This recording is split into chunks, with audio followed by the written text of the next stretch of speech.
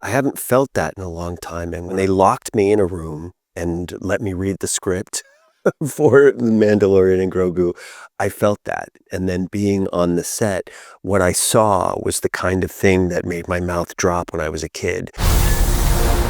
Gangsters, war criminals. Long live the Empire. We'll take out every bad guy in your deck of cards. This episode of Big Ticket is presented by Prime. Same-day delivery, it's on Prime. Hello, everyone. Welcome to our big ticket interview for Star Wars, The Mandalorian and Grogu. I'm Perri Nemiroff, and I'm lucky to be sitting with our writer, director, and producer, Jon Favreau, and our stars, Pedro Pascal, Sigourney Weaver. An early congrats on your movie. Can't wait to see it. Thank you, Perri. What a great name. Thank you. I appreciate that. My mom will really like that part of the interview. Jon, I got to throw a story question your way to start, just to catch our audience up. Can you give us a little bit of a sense of what The Mandalorian and Grogu have been up to since the conclusion of season 3 of the show? At the end of season 3, we kind of closed the chapter on the big storyline that we've been running. And there's an indication that the Mandalorian is going to make himself available as an independent contractor. But now, because he's looking after the little guy, he only wants to be working for the good guys now. And so when we last left him, he was on his ranch, but we find out now that Colonel Ward, who's the CO of the Adelphi base of the New Republic out on the Outer Rim, is bringing him in to hunt down the Imperial remnants, warlords that are operating on the fringe of society. And these two start a brand new adventure going to new worlds and facing different threats and new creatures and stuff that we hadn't been able to really do on the show, but having the time and the IMAX format, we were able to build these big, beautiful sets and have these great adventurous set pieces that were inspired in ways by Flash Gordon and the films that inspired Mr. George Lucas for the original trilogy.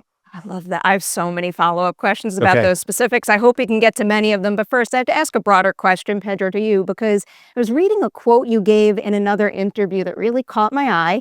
You said, "I think The Mandalorian and Grogu will be one of the greatest adventure movies in the canon of all cinema." So I need to ask, what gives you that confidence? What do you think is going to make this movie iconic in that respect? No pressure. We were talking earlier about these major imprints in my life when I was a kid and I would go to the movie theater. I think of a movie like Raiders of the Lost Ark. I think of performances by Sigourney Weaver. And I remember just feeling like I went on a ride, you know? And it was a sensation that stayed with me for the rest of the day, the rest of the week. And that was sort of like a real, like, lived adventure. And I haven't felt that in a long time. And when they locked me in a room and let me read the script for The Mandalorian and Grogu, I felt that. And then being on the set, what I saw was the kind of thing that made my mouth drop when I was a kid.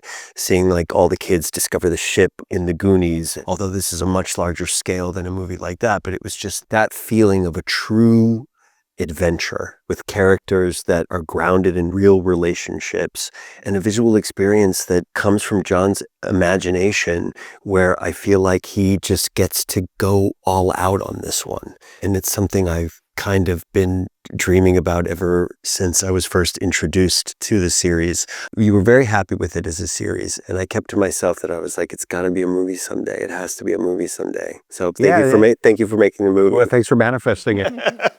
I'm in the business of manifesting. I appreciate this. So here's some of your answer to tee up a question for you, Sigourney, because you have been a part of 2 of the most iconic sci-fi film franchises of all time, in Avatar and Alien, and now you have another. I'm sure those 2 franchises are very important to you, but is there anything about joining the Star Wars film franchise that made it a uniquely special experience?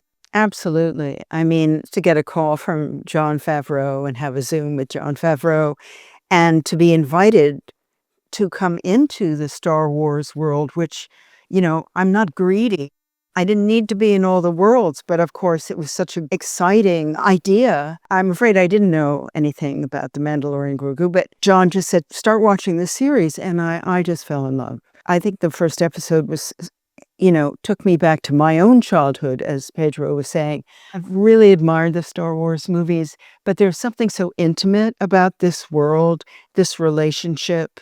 It's so relatable, and the little guy is, the big guy and the little guy are both very you could leave me out of appealing. it. I love it. I can't wait to see them in action on the big screen. And I love asking this question of a character who I guess is like in a leadership role. At the start of this movie, what would you say her greatest strength is? The thing that makes her an ideal colonel, but then also what is her greatest weakness? The thing that could potentially do her in with this mission that they're on? Wow, that's a great question. Well, I think her strength obviously is the ability to find and choose this particular bounty hunter who she knows will come through. I don't know that she anticipates that he's going to come with an apprentice. I guess her weakness would be, as a commander, I'm always going to be sort of on edge, wondering what's happening, wanting information. But I think she also is touched by meeting the two of them together and can see the relationship, see in fact that it's also kind of makes him more vulnerable, but it also makes him stronger. I will jump off of that and come back to you now, Pedro, because I really want to hear about how the Mando and Grogu relationship and dynamic has evolved, because I have to imagine at this point, maybe Grogu is a little more advanced in the Force. So how does that alter how they work together in the movie compared to the series? He's definitely more advanced in the Force. He's had an entire chapter away from me, a training with the Force, and thank God we're reunited, and now more of a partnership than a protector and protected. I think that really kind of dynamic oscillates beautifully between the two of us. And to echo what Sigourney was saying in terms of being able to recognize what is human in this relationship between a creature and somebody covered from head to toe in armor is care. And I think that care is always a scary thing in battle because it makes you vulnerable. And yet, if your heart's not in it, you can't win the fight. That's so true. Right? Which was beautifully put.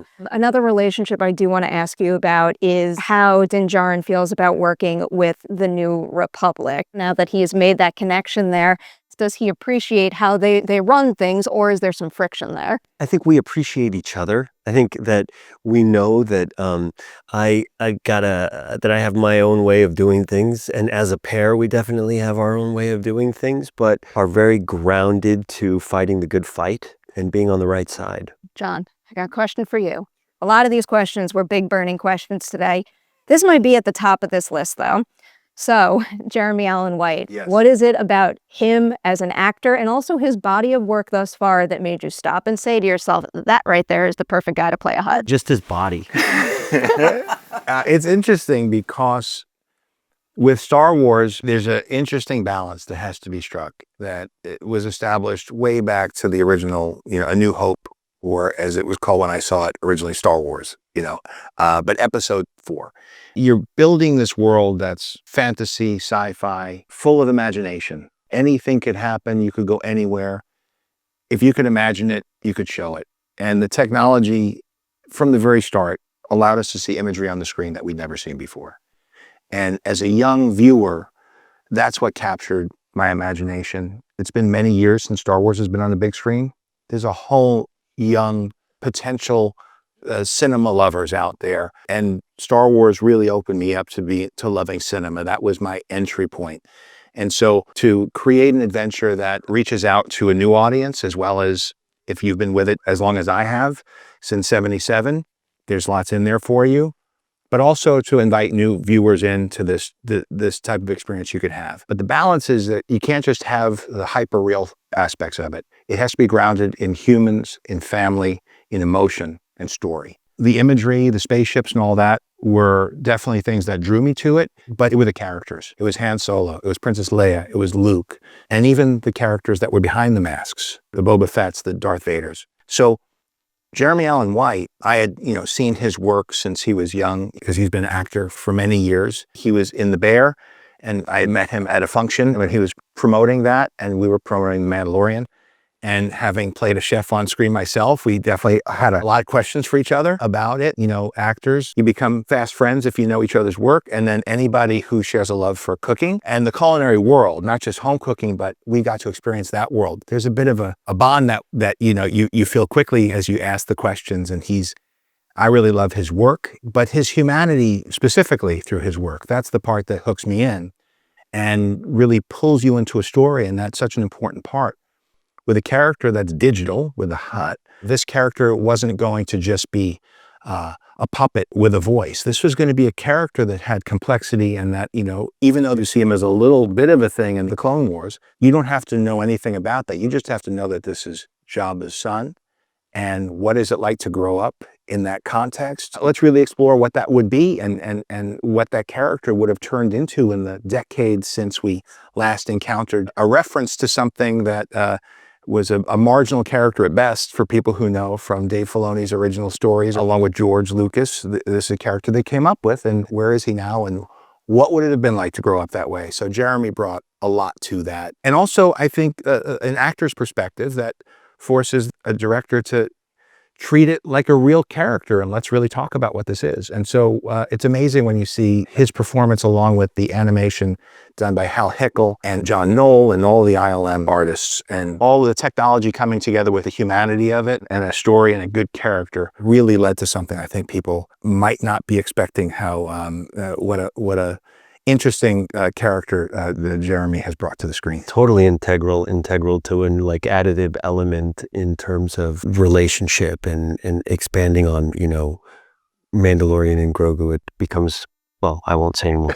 I appreciate I that. can't wait to see it. I am beyond thrilled to see these characters on the big screen after 3 seasons of them being in the show. But in particular, I'm so excited to see them in the IMAX format. So what is it about working with that larger-than-life format that maybe helped you push this movie even further than you ever imagined at the start? Well, I've had a long relationship with IMAX, but on this particular project, we coordinated from the very beginning. We're right down the block from their headquarters. Went in there and just watched how you could best utilize that aspect ratio, and not just the aspect ratio, but the sound, the seating, the image quality, the way you frame for it. Nolan always does such a wonderful job of using the IMAX format to immerse you. It's not just about having a large image, it's about having an image that you account for. You don't expect people to take the entire image in. It's about your peripheral vision. It's about immersion. And then the sound, as good as home systems are, it's different when you know the environment people are going to be watching it in. And Star Wars has traditionally been a 2:3:5 aspect ratio from the very beginning. And one of the first decisions we made on The Mandalorian was to letterbox it. And all of a sudden it made it feel like Star Wars. Well, in this, we go from 2:3:5, but then we kept adding more and more sequences. And when we knew it was going to be IMAX, we would have IMAX come to the stages, and we showed them how we were constructing stages to fit in the tallest format of the 4:3. We never had sets like this before. Most of, a lot of our sets, especially in the earlier seasons, were built with the volume. So we had video walls behind practical sets that tied in and served as set extension. But in this case, we had the time and the awareness that we were going to be working for a very different aspect ratio. So like the set under in the Hutt's Palace, when you fall down, we had a big tank. Also, by the way, on the same stages that the tanks were built for Avatar too. I was visiting the stages when Avatar was being done, and Jim was coming by ours. So we had tanks, big giant sets, the IMAX format in mind from the beginning. So hopefully it's going to make Star Wars feel as impactful and big to a new audience as it was the first time I went into the theater to see it, and what made me really fall in love with cinema, and was my entry into all of the genres and the other films that were being referenced by George Lucas, like the Westerns, the samurai films, the classic sci-fi. I live for movie magic. Star Wars movie magic has a very special place in my heart. I can't wait to see everything you all described come to life on the big screen. I'm going to say an early congratulations on your film. Thank you for Perri. being here today. To everybody out there, The Mandalorian and Grogu hits big screens on May 22nd. Tickets are on sale now.